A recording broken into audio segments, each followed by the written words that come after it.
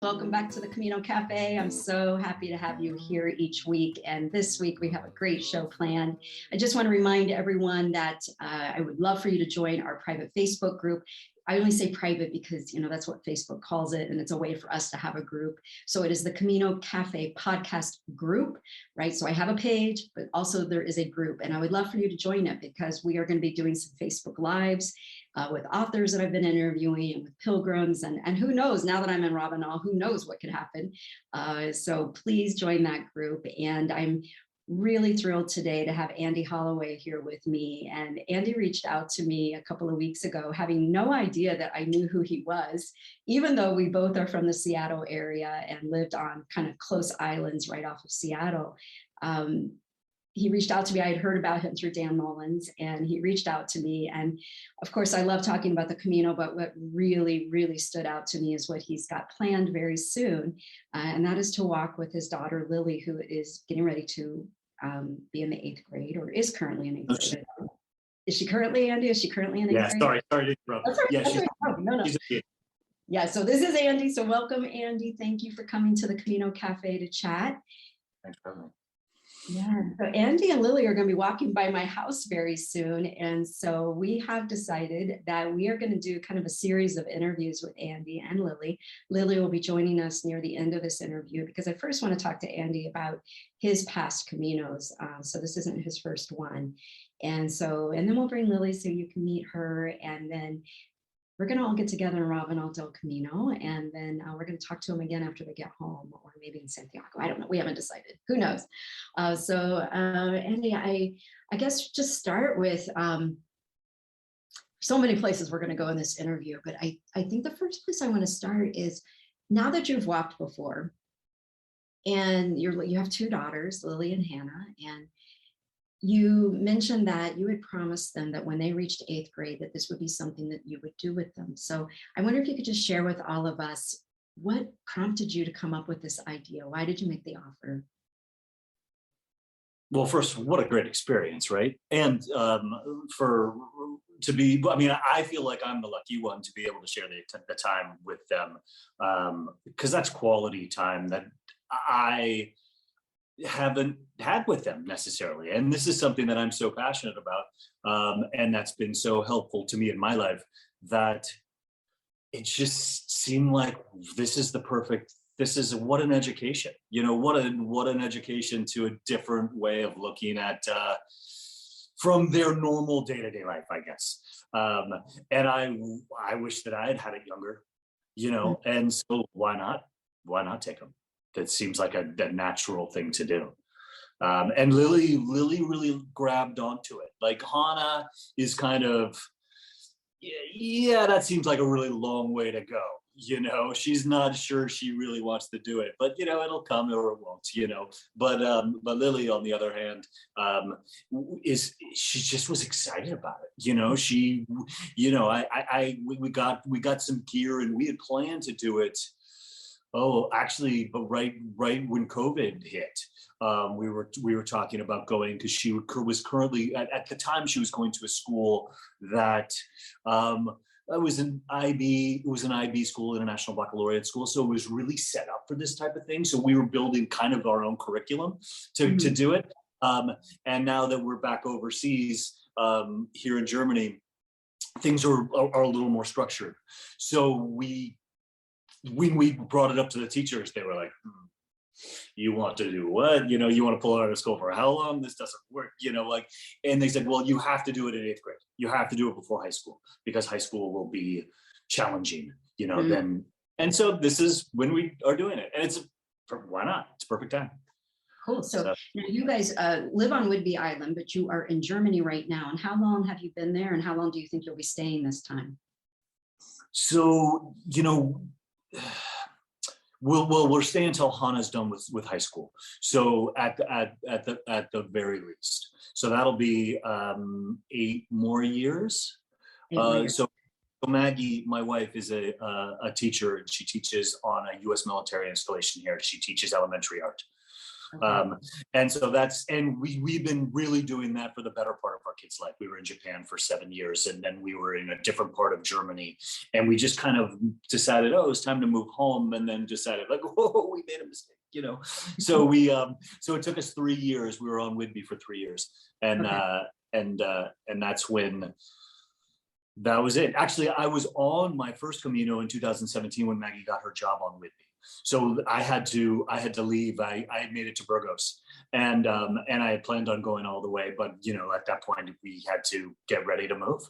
So so I knew that I was going to go finish it, and I did in May of 2019. Okay. So what year was it that you Walked Santiago to Burgos in 2017. Ironically, I started training. I started training for the Camino the day that Dan posted, "Hey guys, I'm new. I've got a podcast, like podcast 1." So like I was listening to these podcasts, walking in the trees, just going, "Man, this is going to be fun," and it was a blast. Different from what I thought, but a blast. Okay. So I'm sorry I mispronounced Hannah's name. I thought it was. Oh, it's okay. Sorry about that. Yeah. Japanese for flat. And now, has Maggie walked the Camino with you? No, she hasn't. So she wants to, she will, I think, but she has a structured job, and my job allows me to be anywhere. So, and it's a natural fit for me, and it's more challenging for her. Yeah, totally makes sense. So we've kind of been emailing back and forth and whatnot, and you have shared with me that part of what prompted you to want to walk was kind of a life change. You were dealing with a lot of anxiousness in your life, and just felt that this was something that you needed to do. So I wonder if you can take us back to that time frame when you first heard about the Camino, and when you were kind of recognizing that, hey, something maybe needs to change about me or about my life. And maybe it starts with the Camino. I don't know. Take us back then. Well, I found the Camino. So I was stay-at-home dad in Japan, and I would put the kiddos down for naps, and I just love researching. So I just started looking at the world's pilgrimages, and the Frances just seemed like the natural first step.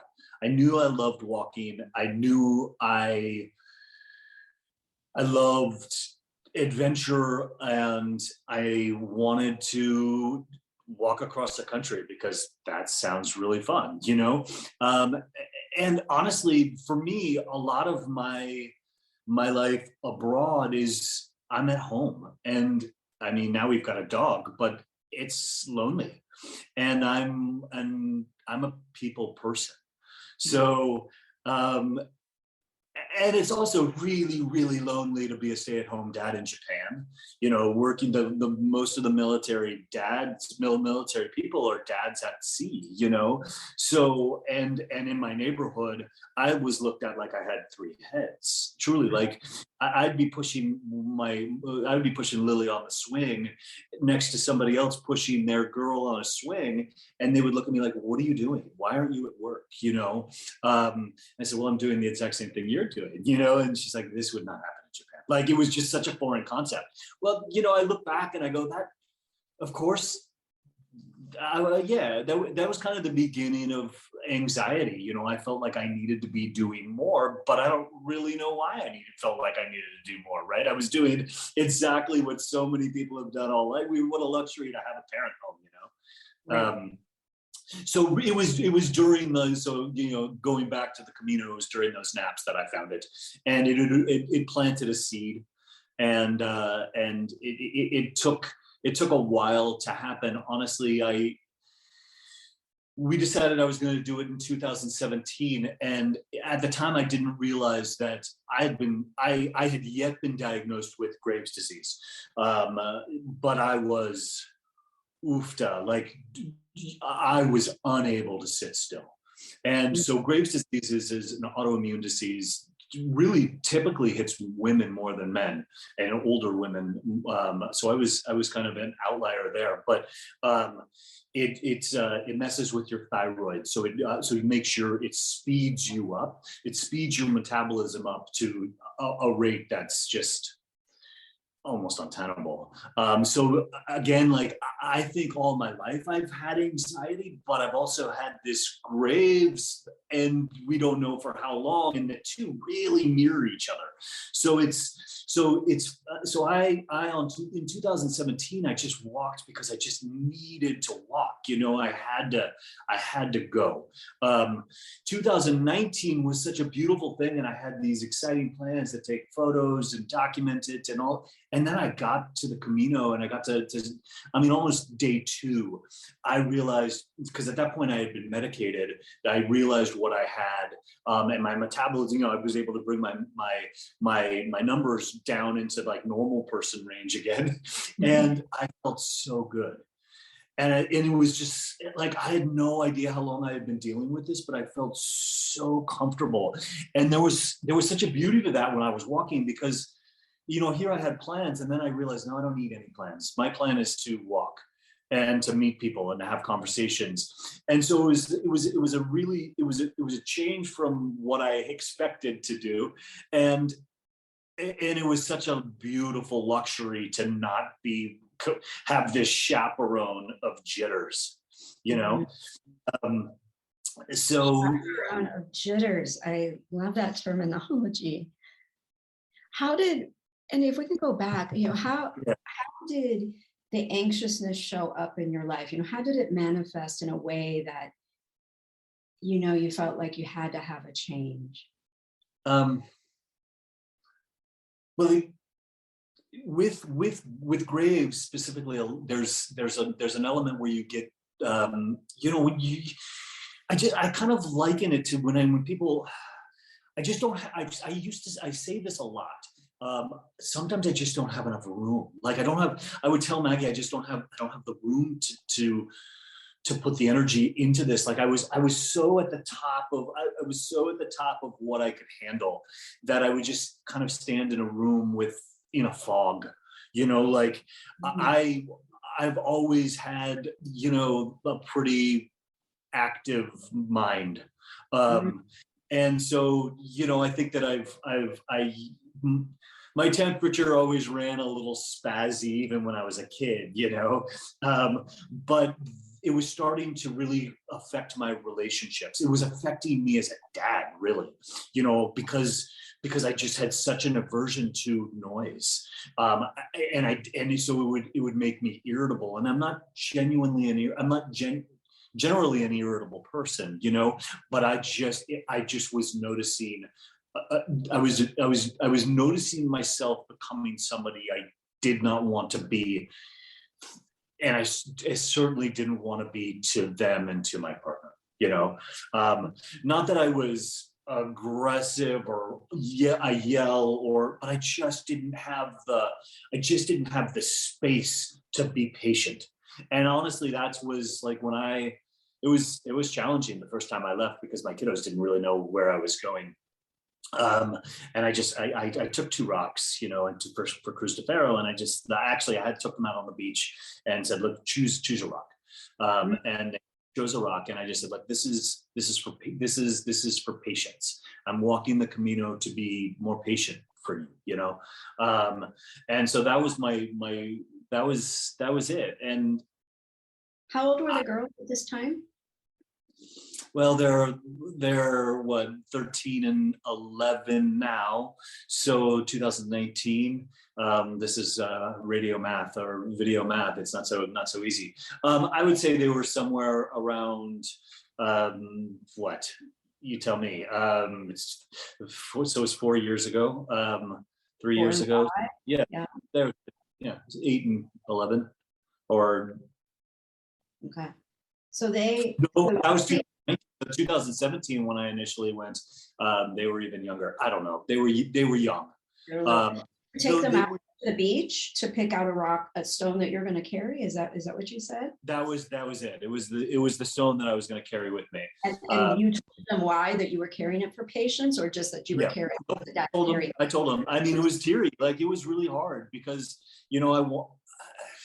I love them, and here I didn't feel like I was who they needed me to be, but I wasn't who I needed me to be, so like it's this weird juxtaposition. It's a tug of war that, of selfishness to take care of yourself, but also be selfless and be a parent. And I was struggling with the second part because I didn't feel comfortable with the first part. And so, and I mean, it's an everyday battle. And I think a lot of parents feel the weight of that, just like, I'm not giving them what they should, but just what I feel they need. So. Well, let's talk a little bit about this. And first off, I wanted to say, I'm sorry about the diagnosis. It sounds like through knowing it, though, that you've been able to manage it with medication and with walking. I have, and oddly, I've in a certain number of there's a certain percentage of people who get it that will go into a state of remission, and so now I am off medication, and my numbers have been. My numbers are staying level. Now, I think the majority of time it comes back. But for now, I'm loving it, and it's also it's also helped me realize that I actually do suffer from some anxiety because those jitters are there. And whereas I thought that they were my thyroid, they weren't. They were just there. So now at least, okay, well, I know my numbers are good. Now I have to work on tackling just the everyday jitters and stress and that kind of stuff. And would you say that I think we all feel pretty anxious when this seed is planted. We know that we need to walk the Camino, that we're going to do it, and you can tell by all the Facebook forums and different things with all the questions about planning and you probably observing Lily right now and her planning. Do you feel like you had more anxiousness about walking, or were you just so certain you needed to do this that your anxiousness really wasn't a part of the planning or getting to Spain? For somebody who's anxious, normally this I love to research. So for me, I just love diving into that rabbit hole, of stories. And it was very clear to me that this was something that I needed, or I wanted to do, So to answer your question, well, Maggie calls me Camino Andy when I come home because I'm so relaxed. And when I'm on the Camino, I hear people all the time just going, "You were so positive. You were so, like you really set me at ease when, whatever it is, when they were working. Like I took a bus today and I feel really bad about it. And I'm like, wow, that's what you needed. Like I'm very calm on the Camino. And you hear all the time people say, the Camino begins when you get home. And I think that if I can continue to take little chunks off of the Camino and put them into my life here, that it can only help, So in 2017, you set off from St. John. Yeah. And how long did it take you to get to Burgos? How many days would you say? I think it took me 10 days-ish. Maybe 9, and I love that section of the Camino. Me too. I love it. I'm from the albergue in Grañón to, I just loved it.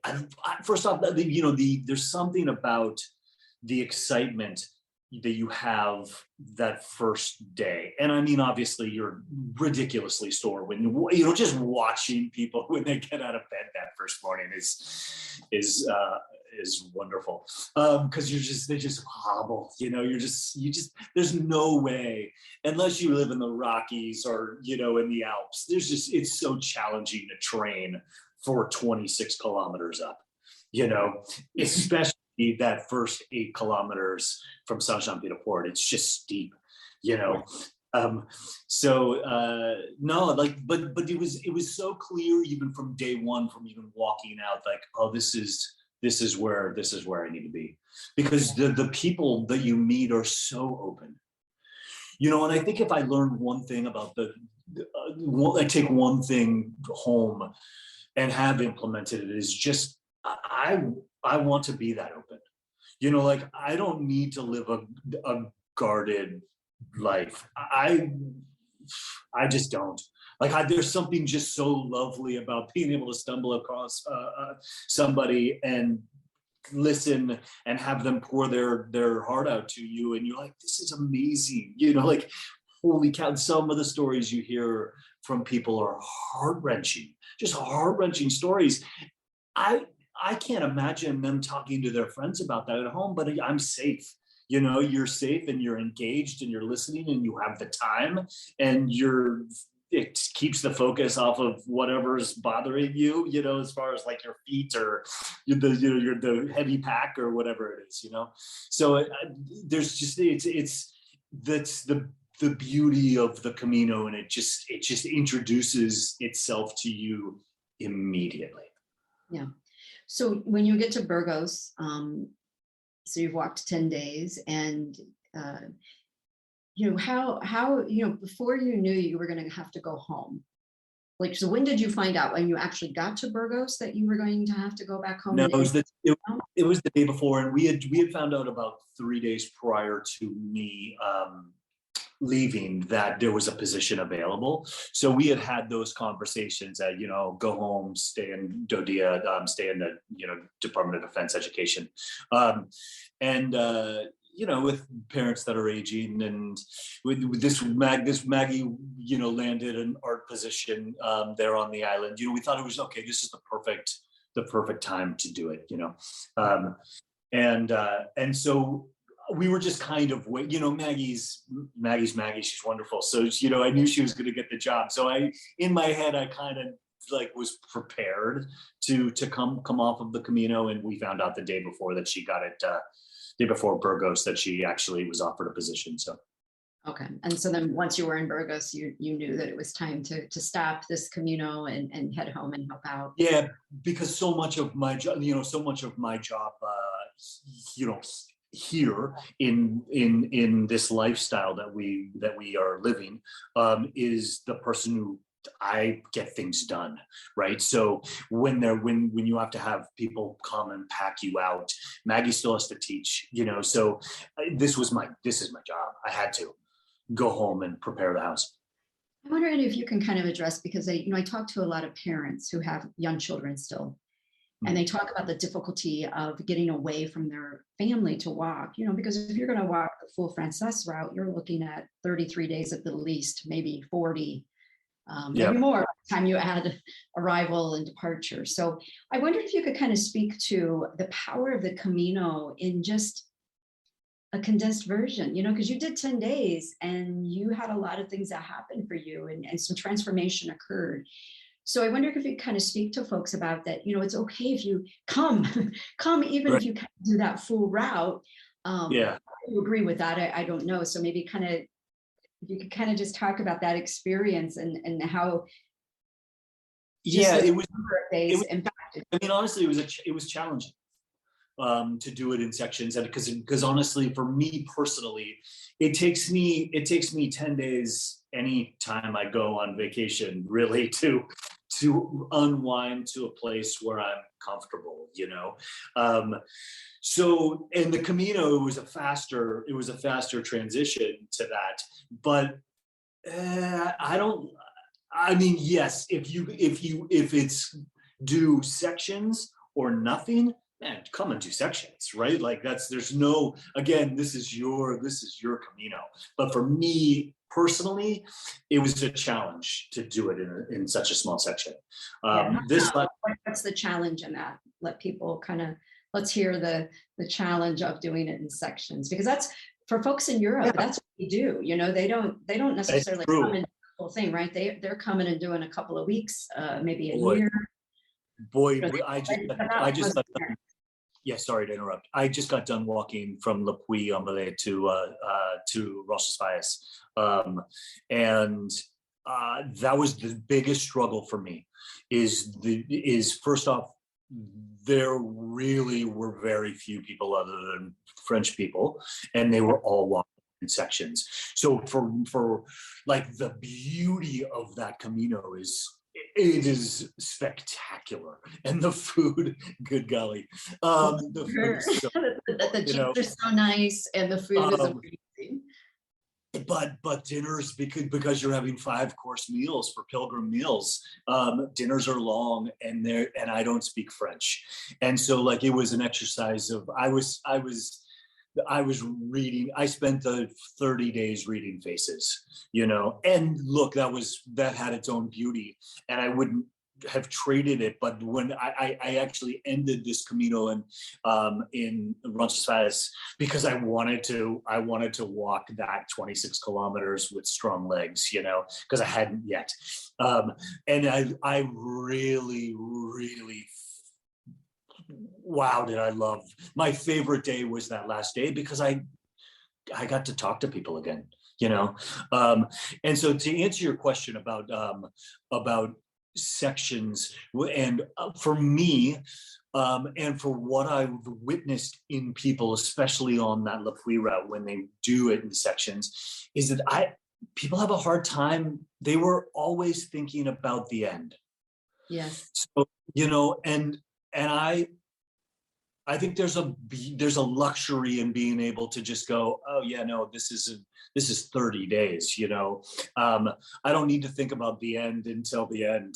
But they were always, they just started, and then they were like, okay, well, I have to get on this bus, and I have to plan this, and because I'm going to be in Conques, and that's a tough place to get to, or from Conques to wherever, it just, I saw their wheels turning about something that was other than what they were experiencing. And that, I mean, I can't say that made me sad, because it was their Camino, right? But it was, I just think there's a beauty in being able to completely let go of all of the stuff that you've left at home, that you leave at home. My dream Camino is no deadlines, no dates around it, right? You just start walking and walk until you just don't want to walk anymore, right? Well, that to me would be ideal. And you're right, I did walk with a lot of Europeans this last time, and they were maybe walking a weekend, or they were walking a week. So it was different, because it's kind of like when you're getting close to Santiago, it's almost done, and there's a difference. So yeah, I'm sorry, were you going to add something to that? No. No, I don't know. I lost my train of thought. But it's, I was going to say, yeah, much like that the wonderful podcast you did a couple ago, the woman who's walking all the way to Israel. I mean, yes. To Jerusalem. Whoa, like that is amazing. And amazing, right? Oh man, I'm going to follow this journey. I'm going to follow her, because it's what an amazingly engaging young woman, and I just and that's bold. I mean, to me, that's bold. Yeah, she's taking a year off of her life when her career is really starting to take off, and she has chosen to take a break, which is great. Her work has allowed her to do that, and she's taken a year. So yeah. So folks, if you haven't checked out that episode, that's with Carver. Yeah, please do. Yeah. So good. And we're going to be doing another follow-up with her very soon. So, well, let's talk about, so now you guys get settled back in Whidbey, and you somehow decide now that you're going to come back to Spain and do what? So did you go back to Burgos and start, or so take us back to that next Camino? No, so it came about pretty quickly. So my cousin, who's a doc, so my dad was a tall man. He was 6'6", and who just had, his cholesterol and stuff like that was really, really, really tough. So he had to so I have that on my side as well. And so my doctor cousin is always watching my blood work. And he sent me a message one Saturday morning, I think this was in February, that just said, look, I got your numbers, and I don't love them. and he just says, you really do have to change things. You have to, drop some weight, and all of the things that you do, change your diet.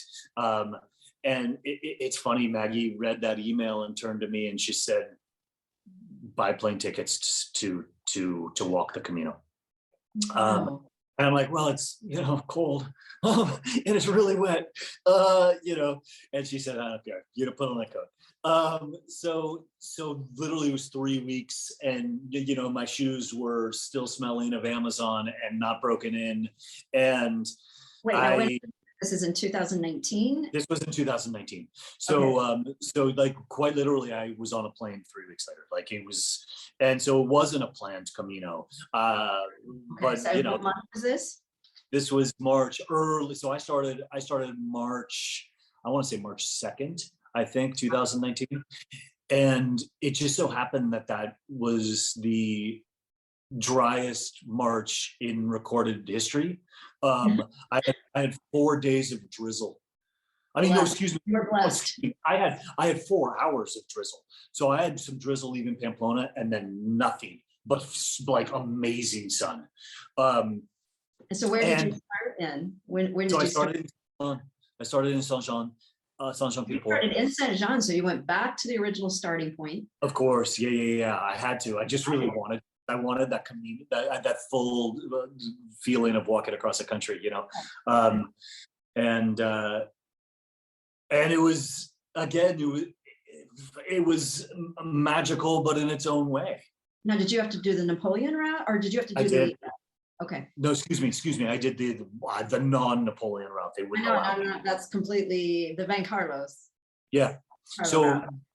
So did you start then from Saint-Jean and walk over to Van Carlo and then around and up, or what did you do?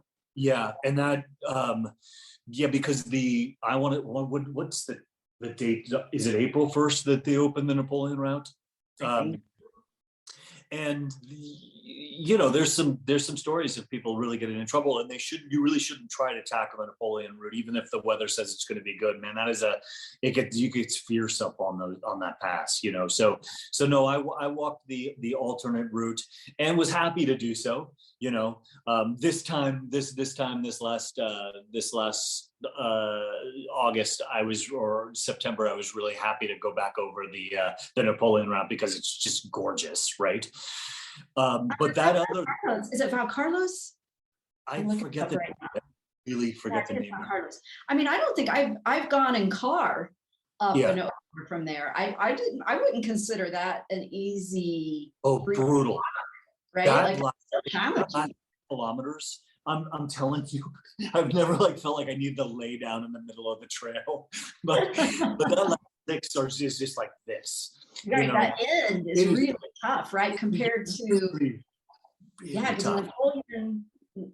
I mean, you're walking up, but No, it was challenging, and I had no expectations for it, right? I just didn't know. I knew that I had to go this route, and so I started walking and figured I'd end up being Roncesvalles at some point, But I found it to be much harder, actually.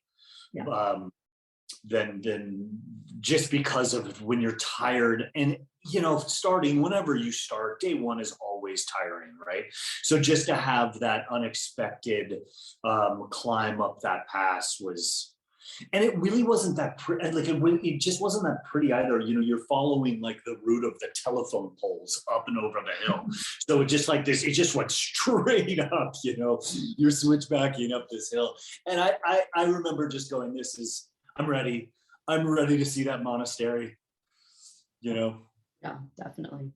So now 2019, then you walk the whole distance, you go all the way to Santiago then from Santiago. Yeah, I ended in Santiago, and really wish that I had finished going out to the end of the world. But now I'm really happy that I haven't, because Lily and I will get to do it. Oh, that's so cool. So now we're in 2019. Do you carry those 2 stones that the girl picked up when you got to Cruz de Ferro? Yeah, I drove. Yeah, so I carried those. I carried the two stones and dropped them off. So initially, since I couldn't drop off my stones, I had met a wonderful couple from the 2017. I had met a wonderful couple from Australia, and they took my stones.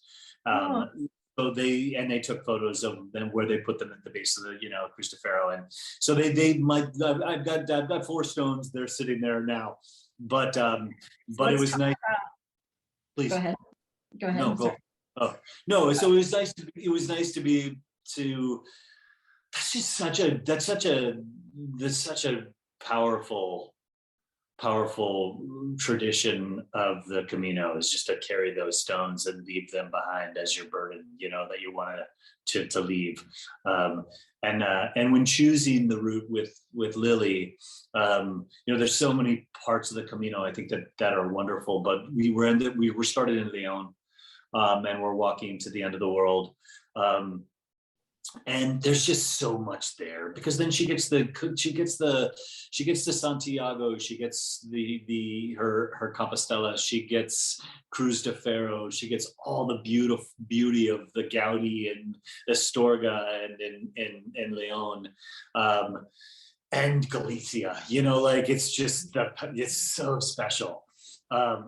So that's why this time we're doing that route.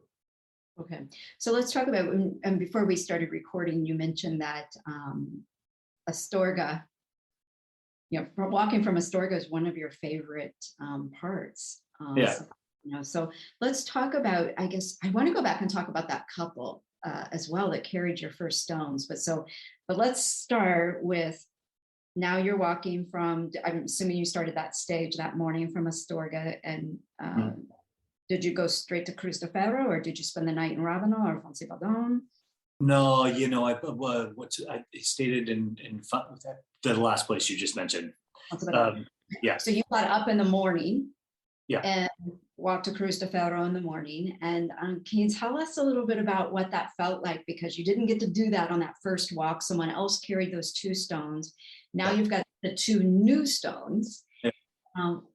Describe for us what it was like to arrive at Cruz de Ferro and placing those two stones there. I loved doing it when I did it. So I got up early, and so that I would capture this, be up there for sunrise, because I don't remember exactly the distance, but it's not that far from so. And I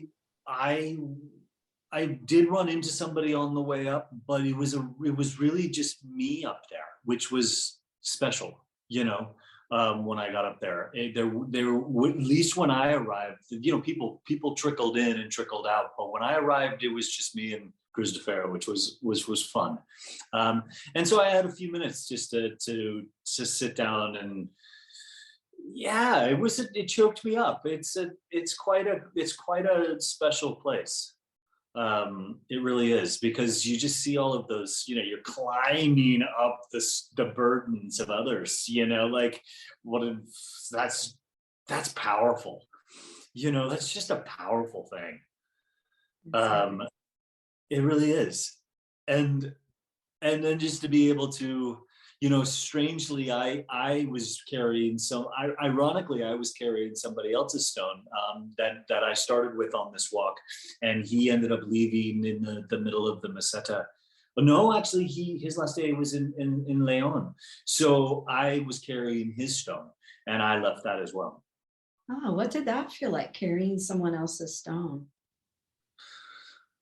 I mean, it kind of felt totally normal, because somebody else had carried mine, it was odd that it worked out that way, but yeah, no, I was honored. I mean, it's a special thing to be able to it's a special thing to do it yourself, but also I thought it was a beautiful gesture that the Australian couple did for me, and then to be able to pay that forward was kind of cool. I love that story. That's what I was going to ask you, is what did it feel like when you reached Cruz de Ferro, and then recalling this couple that carried your original two? What ran through your mind?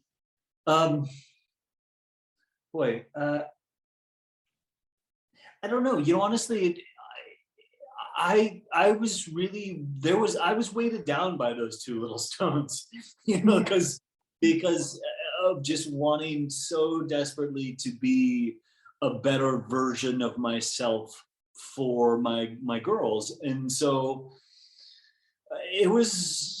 I was happy to leave them, but I was really, really, it's a very humbling place. Like, it's a really special spot. So like, it was overwhelming for me. It really was.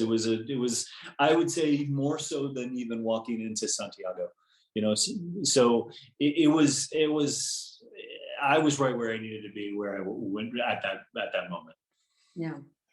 So Camino Andy, how is he different? If Maggie were on here talking to us right now, how would she describe you when you come home? And I'm just an easier. I think I feel more. I think she would probably not say that I was an easier person to live with, although I'm certain that I am. But I think she just sees me I'm just at peace. Like, there's something about, I'm gentler on myself. And I think through the whole process, like I've been working with somebody and focused a lot on meditation this last stretch of my life. And I've spent my whole life getting out of any situation. So school was really tough for me because I tested into a high, a gifted class in fourth grade.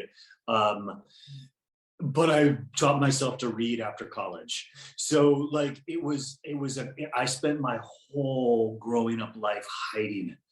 And especially through education, like I just please don't call me, please don't call me, please don't call me, because I just was unable to read, and yet I was just expected. There was such expectations on me to be something other than what I was, that sure okay, so I had a good test score.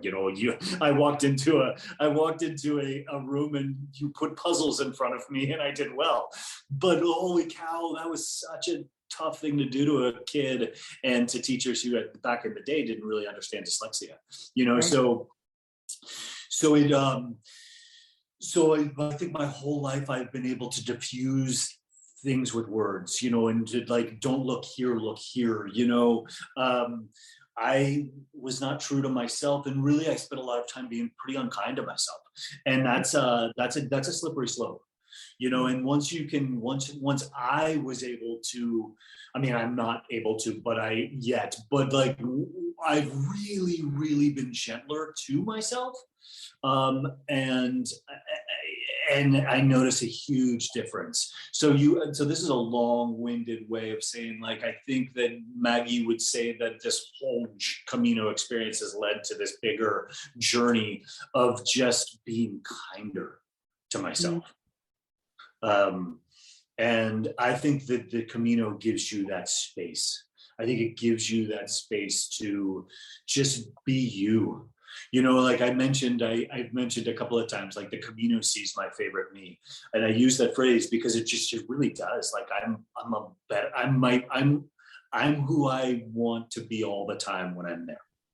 The Camino sees the better me. It sees my favorite me.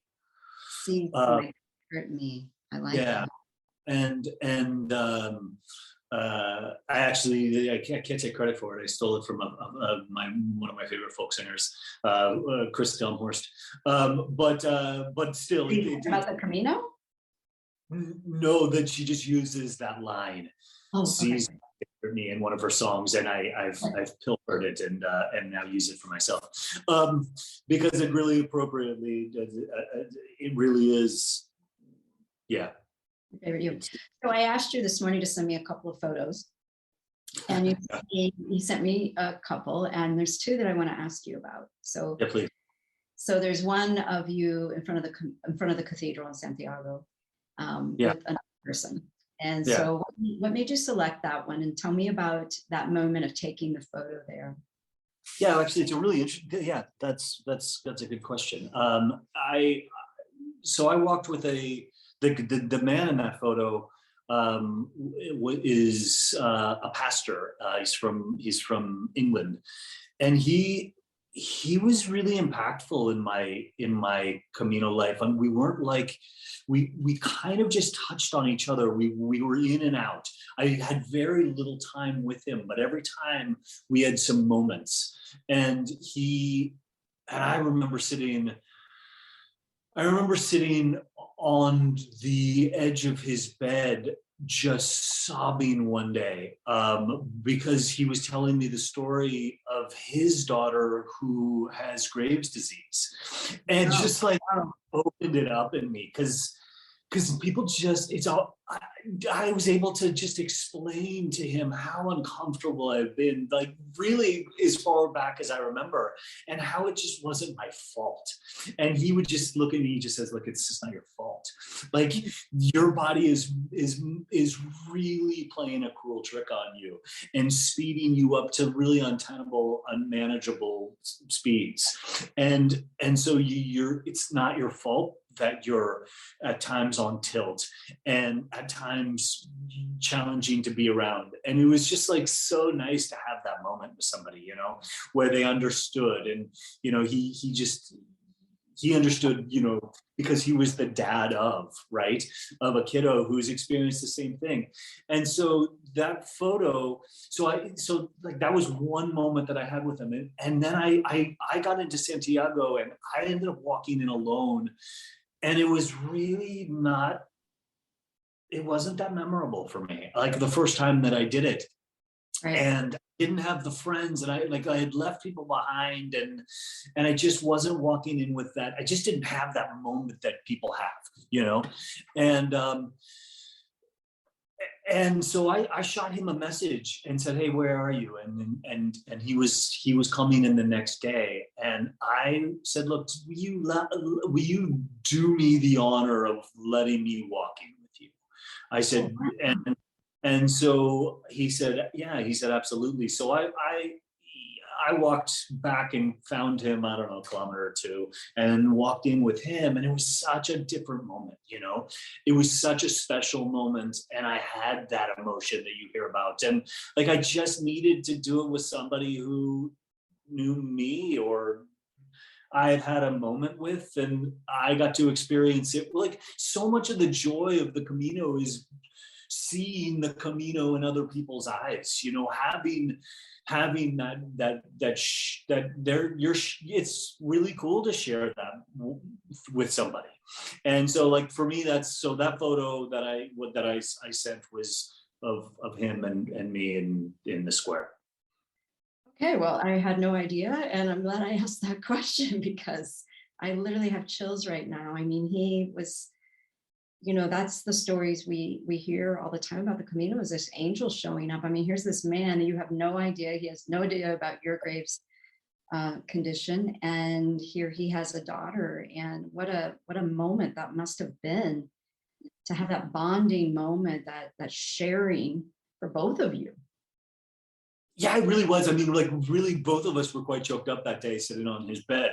And it just was it was an unexpected, such a needed moment, you know? And funny, I mentioned him in Dan's podcast too, because he was the one person who just, I needed. I didn't know that I needed him, but I really needed him. And forever he will be part of that experience for me, because I hope he knows how impactful he was, because, you know. Well, that's wonderful. Hopefully he hears this, or knows that that moment was so special for you. Right, we're getting close to our hour. What kind of, you know, do you have some apprehensions or some worries about, like, you've walked by yourself, and now you're taking one of your young daughters, and she's still, you know, 8th grade. Do you have any apprehensions or worries about how it's going to be different than walking by yourself? I don't, because honestly, it's about her. This one's about her. It's about us. And I have set up, because again, we are in a pandemic. I have set up most of our stops, and also because we have to hit our marks, but the marks are short. I've kept the time short. So we just have nothing but time to just let her get whatever she's going to get out of this experience. The only rule that I have, and she's done it, I said, look, I need for you to have your shoes, have the right pair of shoes. And I also need, because it's a long way for us to go, for you to know that you can do this. So I said, look, I need I would like for you to spend 7 days walking every day for 7 miles the first 6 days, and then 11 the last day. And she did it. She did it, and I walked with her some days, and some days she took Barley, the dog, and she got to experience just day in and day out walking, because I don't think people really realize how difficult that actually is.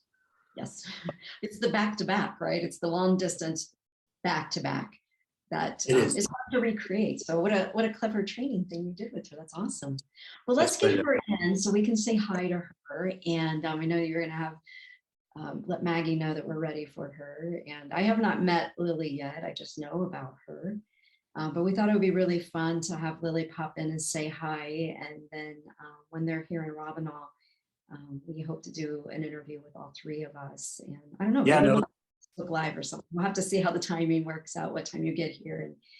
And you're going to your plan is to spend the night in Robinall and then the next day get to cruise to Faro. Is that? Yeah. Okay, cool. Yeah, I think I honestly I don't have my itinerary in front of me, but yeah, I think that's probably right. Because how far is Cruise to Faro from where you are? It's about 8 kilometers. And then if you get the Fonsabadan. Oh, yeah. So then yeah, we'll be getting up and doing that. Yeah, it's nice to stay here and then walk up. Fonsabadan, it's only about 2 kilometers.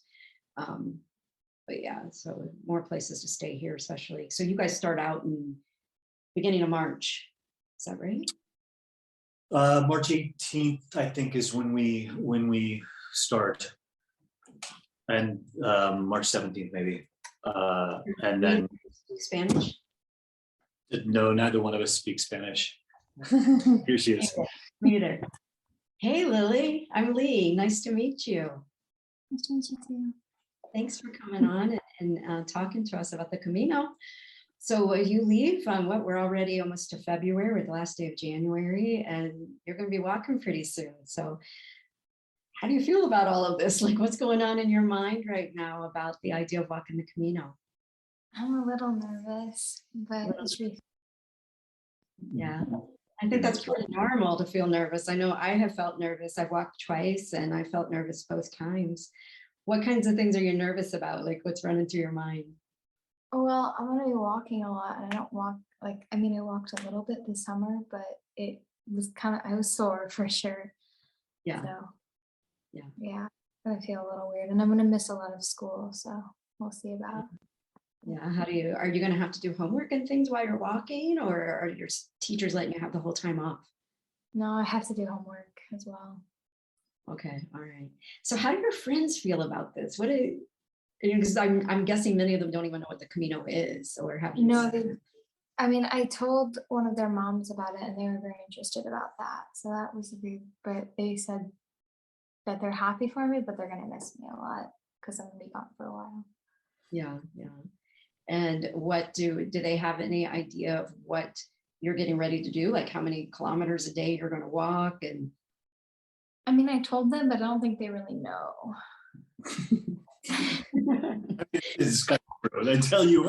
Until you're actually out there walking for mile after mile after mile, I get it. It's tough to comprehend. Yeah. Your dad had sent me an email when he first told me about your upcoming walk, and he mentioned that he had asked, or the two of you had a discussion about what you should pack. And I think maybe his answer probably I don't know. Did you find his answer at that time helpful? Because I think he kind of said, oh, you'll pack whatever it is you need, or tell me about that moment. It was vague. It was vague. It was vague. And how Yeah. did you feel about that? I mean, I didn't know I don't know what my personal belongings I'm supposed to bring, and versus like walking clothes and shoes and bedding and things like that. I mean, we got stuff for when we were coming, but we're gonna have to get new things. Right, you've grown a little in the last 2 years, so all the stuff purchased for the last time is well, it'll maybe fit Hannah. So, but Did you have your backpack picked out yet that you're bringing? Is that big enough? Yep. The Yeah. small one? Yeah, no, yeah, you mama's pack, the green pack. Since it's not the one we were talking about. So what's something that you're thinking you want to bring that's a personal item that you're a little worried about? Like you don't know if you should bring it or not, or if you're going to have enough room. Well, I don't, because there's like wool and like specific clothing you're supposed to wear, but what kind of clothes am I supposed to bring of my own? Because I don't really have wool clothing every day. That you what? Well, like comfortable clothes, like just around in albergue. I don't know. Oh, like at nighttime and stuff. Yeah, that's a really hard decision. What I did is I pack basically 3 sets of everything, or at least 2 sets. So this last time I tried to pack a little bit less, so I had 2 sets of walking clothes, and then something that I would wear in the evening that was like a little more comfortable. Which is always tough because I want to bring something super cute to wear or whatever. But I can assure you that everybody's pretty much in hiking clothes. All the pilgrims are going to be walking with, our hair looks like a disaster most of the day, and we're all in hiking stuff. So after a couple of days, it doesn't seem to matter really what extra stuff you brought. Probably the most important thing is to have a lighter backpack than anything, because it's a lot to carry it every day. I don't know if you guys are going to transport some stuff or not, Andy. Have you decided, or are you carrying everything? It really depends on whether or not, it depends on how much stuff she's going to need to bring for her studies, right? And so we're gonna schedule some time, talk to each one of the teachers, and see if we can get, like we can print things out and not have to carry books. But if do I really want to lug a computer on my back? Not really. So potentially we'll ship something forward if her needs are there, But I also really, really hope that we can come up with an arrangement that we can keep her homework to an hour, like an hour a day. Even that seems like a lot, right, Lily? Yeah, no, I don't know if that's enough, an hour, but I don't know. It depends on what I do when I first get to after walking. But then we'll have time, because I think we're scheduling. I mean, I think the longest mileage we're going to be doing is, I don't know, maybe 14. So so we'll have a lot of time. I just don't want it to look. The whole issue is, the whole thing is stress relief, right? And if she's thinking about homework the whole time or what she's missing, she's not. She may not get what she wants out of it. So hopefully. Yeah. No chance of the teachers holding off on the homework, huh? That's an absolute. It has to happen. Yeah, because I'm missing 2 weeks of just school, so. But we planned it right, so it's the last week of a quarter and the first week of a quarter. So I hope it'll be a lighter time. And then we have spring break in the middle, right? So good. So fingers crossed, right? That she won't actually have that much work. Yeah. I feel for you, because Lily, my daughter always had a lot of homework anytime it seemed like we went on vacations or did anything. So I know that can be kind of a hard thought. When you think about doing this Camino with your dad, I'm getting ready to walk with my dad actually in July.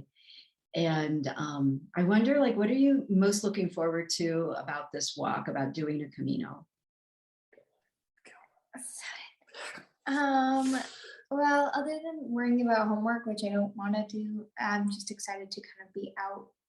I mean, right outside here it's pretty calm and quiet, but I mean, there's going to be different people from everywhere, and you're just kind of walking in the middle of nowhere. So it should be calm. Have you been to Spain before? Once. Yeah, we went to Spain, southern. Okay, all right. Well, And great. I've heard on like the Camino and some fun and everything, and he always comes back a little bit less stressed. But then it goes Only a back. little? Yeah. Yeah, so tell me about Camino Dad. When Camino Dad first comes home from a Camino, He's a lot less stressed, but after a little while he goes back to being pretty stressed. yeah, I think we all do that. We all do that. Are you looking forward to that for yourself personally? Would you describe yourself as having anxiousness, or like how do you think you might change? What would you like to see transform about you? Well, I'm hoping that I'll be healthier and that I'll just be a little bit more calm and yeah, a little bit more like that instead of always anxious about things. Yeah. Do you want them to say Camino Lily? That there's a Camino Lily back home that's a little different?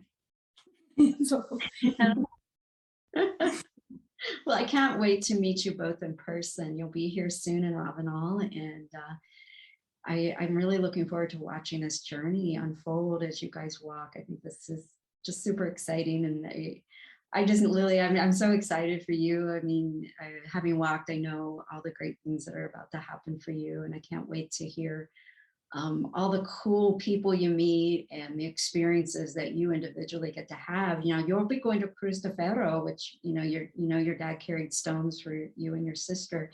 Have you selected any stones that you're going to be carrying yet? No, I haven't. I didn't know we were walking that way. Yeah, you did. Did I let out a secret, Andy? I'm sorry. No. No, I just knew we were walking to like the water. I didn't know we were walking to the stones. Yep. It'll be, I don't know how many days in, but a few. Yeah. Well, You need to find a stone. well, Lily, in my opinion, you're going to be walking the most beautiful part of the Frances. So it's going to be, I think, a really cool experience. Well, I can't wait to meet you both, and I'm really looking forward to all that. Thank you for taking time out of your day today to talk here at the Camino Cafe, and I'm going to end the interview here, but if you guys would just stay on so we can say goodbye, I appreciate it. And I hope all of you that have had this chance to hear this podcast, or if you've watched us on YouTube, that you're as excited for this father and daughter walk, and for each of them for their own individual journeys as they walk together as well. So anyway, we'll be coming back with more shows from them. And in the meantime, check out our Facebook page, also on Instagram. And thank you for being supporters of this show and this project that I'm doing, where we're just recording the Camino stories of pilgrims. And I hope that you get to walk through Ravenel before Talon and I get to meet you as well. So thanks, everyone. And Camino.